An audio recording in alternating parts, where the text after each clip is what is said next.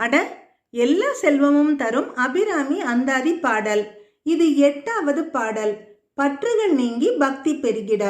சுந்தரி எந்தை துணைவி என் பாசத் தொடரை எல்லாம் வந்தரி சிந்துர வண்ணத்தினால் மகிடன் தலைமேல் அந்தரி நீலி அழியாத கன்னிகை ஆரணத்தோன் சுந்தரி கைத்தலத்தால் மலர்த்தால் என் கருத்தனவே.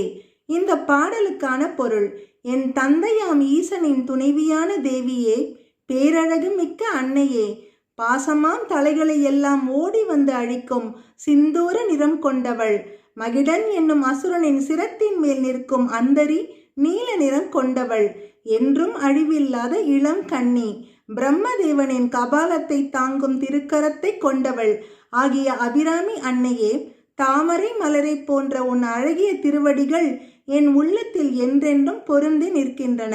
இது 8வது பாடல். பற்றுகள் நீங்கி பக்தி பெருகிட. அடுத்த பாடல் 9வது பாடல். இது அனைத்தும் வசமாக. கருத்தன எந்தை தன் கண்ணன் வண்ண கனகவெற்பில் பெருத்தன பாலடும் பிள்ளைக்கு நல்கின பேரருள்கோர் திருத்தன பாரமும் ஆரமும் செங்கை சிலையும் அம்பும் முர்த்தன மூரலும் நீயும் அம்மே வந்து என் முன் நிற்கவே.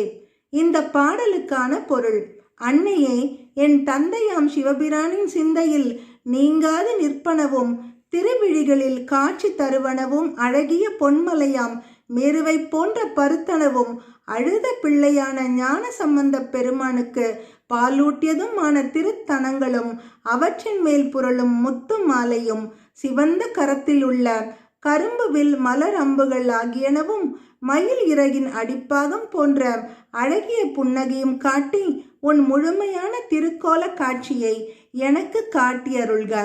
இந்த பாடல் 9வது பாடல். இது அனைத்தும் நம் வசமாக.